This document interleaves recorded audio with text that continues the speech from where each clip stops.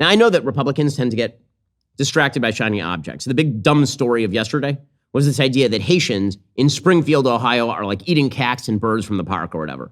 You don't have to do that, guys. The illegal immigration problem is a massive, massive issue. There are, in fact, enormous issues in Springfield, Ohio that have been highlighted by the current vice presidential candidate and senator from Ohio, J.D. Vance, before. It turns out that when you have a town of 60,000 people and it's inundated with 20,000 Haitian immigrants, that might actually have a real impact on the social services in the city, on the culture of the city. Like these are very real things. You don't have to go to, they're killing cats and eating them or stealing neighborhood pets or whatever. So yesterday on the internet, there was this bizarre story that got blown all out over the internet, because this is what happens, about Haitian immigrants supposedly eating cats or something. Haitian immigrants going to the park and picking geese out of the pond and eating them. Apparently there's no evidence of that. So the Springfield police have said, yeah, that's not a thing. We have no reports of pets being stolen, for example. There was a social media post originally from a Springfield Facebook group that went viral in recent days, according to the Springfield News-Sun. The original poster did not cite firsthand knowledge of an incident. Instead, they claimed their neighbor's daughter's friend had lost her cat and found it hanging from a branch at a Haitian neighbor's home, being carved up to be eaten. The poster also claimed that rangers and police told them they have been doing it at Snyder Park too, with ducks and geese. The Springfield police were like, yeah, that didn't happen. Okay, so, but you don't have to go there. You don't have to go there. This is the part where, again, don't get distracted by dumb, shiny objects if you are a Republican.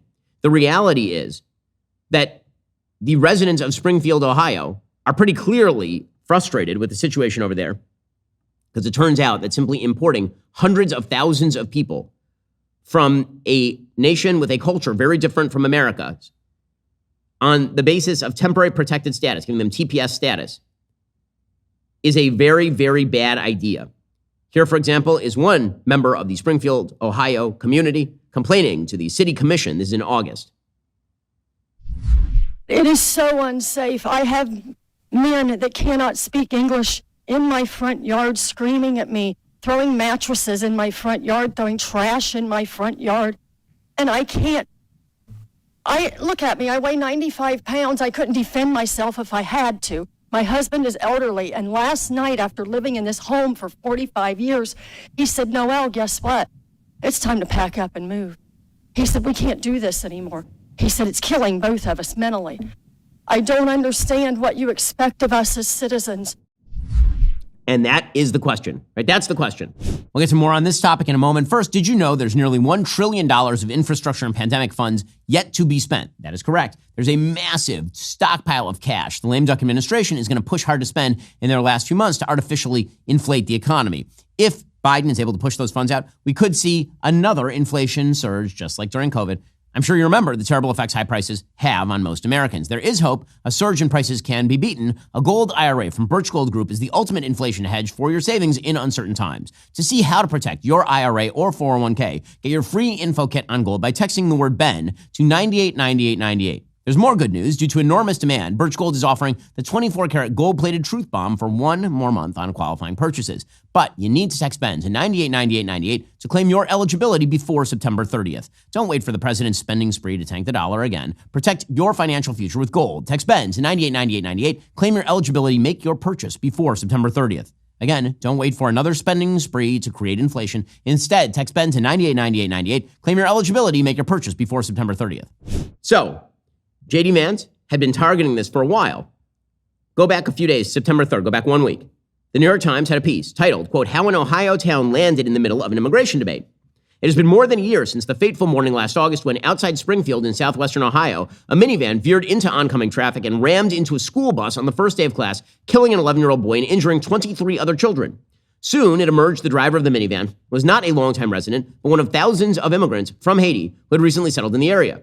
He was driving with a foreign license not valid in Ohio. The stage was set for another fraught chapter in the debate over immigration in America, this one magnified because J.D. Vance, the state's junior senator, would soon become the Republican vice presidential nominee. Haitians were new to the region. During the last census in 2020, a little more than 58,000 people lived in Springfield, a town at the crossroads of America that had fallen on hard times and shed population as opportunity slipped away. But it has changed dramatically in recent years as a boom in manufacturing and warehouse jobs attracted a swelling wave of immigrants, mainly from Haiti. City officials estimate as many as 20,000 Haitians have arrived, most of them since the pandemic. At the first city commission meeting after the bus crash, angry residents packed the chambers and demanded answers.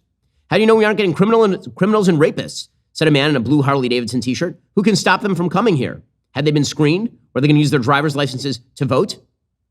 The city manager, Brian Heck, explained that Haitians were lawfully in the country, and the police chief, Allison Elliott, said Haitians were not responsible for the city's years-long struggle with crimes such as retail theft. But nothing could quell the outrage. By the way, they were only in the country legally because of Kamala Harris. Here is a flashback of Kamala Harris bragging about extending temporary protected status to over 100,000 Haitian immigrants. That is why, also, starting with our administration, we gave TPS, temporary protected status, to Haitian migrants, 55,000. And then more recently, we extended temporary protected status to over 100,000 Haitian migrants for that very reason, that they need support, they need protection. Okay, so she is taking credit for all of this. Now, the New York Times is trying to play it that these immigrants have revitalized the region. The reality is that that's not true. The reality is that if you open a manufacturing plant in Springfield, Ohio, there are a lot of people who are not immigrants who will come and take those jobs. It is not that you need Haitian immigrants to come take those jobs, unless they're undercutting the wage base or something in Springfield, Ohio. And there are tons of people in the United States. This is a country of 340 million people. You don't need people who are given TPS, 20,000 of them, to suddenly show up in Springfield, Ohio, from a country that does not have a ton in common culturally with the United States, any country that does not share a ton in common culturally with the United States, and just inundate a town and suddenly become overnight 1/4 of the city's population. Right? Of course, that's going to create social friction and a massive draw on social services, which is what you have seen. According to the New York Times, the community health clinic saw a 13-fold increase in Haitian patients between 2021 and 2023, from 115 to 1,500, overwhelming its staff and budget. Again, there are serious downsides to all of this. Haitians had social security numbers and work permits thanks to a federal program that offered them temporary protection in the United States. Some have been living for years in places like Florida, where there's a thriving Haitian community. Now, again, there's nothing wrong with immigrating to the United States legally. Not only that, if you're coming here to work, you're coming here to be part of the American dream, I'm all for it. But there's no way to screen people at the southern border. When you just give people temporary protected status and you let them into the country without any vetting, without knowing what their educational level is, what their skill set is, are they going to be a draw on public services, what their family structure is, no country worth its salt does that. That is the point. And pretending these issues don't exist doesn't make them go away. Apparently, at the Rocking Horse Community Health Center, a federally subsidized clinic that does not turn anyone away, a surge in Haitians has caused a consultation that normally takes 15 minutes to take as long as 45 because of the language barrier. We lost productivity. We had a huge burnout of staff, says Yamimi Tigala, the chief executive officer. This is not sustainable. And by the way, again, it is not just a bunch of hard right Republicans who are objecting to all of this. Here is the mayor and city manager saying the city services in Springfield, Ohio are collapsing. This is a couple of months ago. Well, what we've seen is just such a quick increase of our population over the last 5 years. You know, like you said, up to 15 to 20,000 immigrants have come across and into our community. This has overwhelmed our safety services and caused great concern for our community. You know, when we see a 25% increase over a 3-year period, we're a community, we do not have the capacity to sustain that.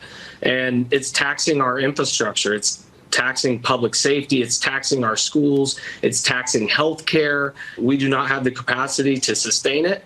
And without additional federal assistance or support, again, communities like Springfield will fail. Those are the people in charge. And those are people, that's Brian Heck, the person I quoted a second ago. That last person is Brian Heck saying that the community resources are going to fail. That is a person who is trying to assure citizens that the people who are there were not there illegally. So these are not rabid right-wingers who hate immigrants or anything like this. These are real problems that have been facilitated by the Biden administration, and everyone knows it. I mean, hell, Alejandro Mayorkas, literally yesterday, the head of the Department of Homeland Security, he says that you have to stop criticizing immigration in strong terms because people will die if you do that. Well, you know what I noticed? I noticed you lost 300,000, apparently, immigrant minors. What happened to those people? How about the people who have died as a result of illegal immigrant criminals being allowed into the country? We can name many of those people like Lake and Riley. Here's Alejandro Mayorkas doing his shtick. As the son of Jewish and Cuban immigrants and of a mother who survived the Holocaust, what do you think? What goes through your mind when you hear Donald Trump, the former president, say that immigrants are poisoning the blood of the country. So I'm going to detach it from the individual, as I must, given legal constraints. I abide scrupulously to the Hatch Act requirements. That rhetoric that I have heard espoused by people is odious. I don't know what to say. People have died because of that rhetoric. My mother's family, her father's 8 brothers, parents, sister, died because of that rhetoric. Okay, give me a break. I'm sorry, give me a break. This is the shtick. And then she's trying to claim she's a border hawk, Kamala Harris. She's not a border hawk, and everybody knows it. Are you tired of the lies and the twist of the mainstream media talking points? Yeah, me too. Join me in my newest series, Fact, where I dismantle and bring truth to this tiring mainstream agenda.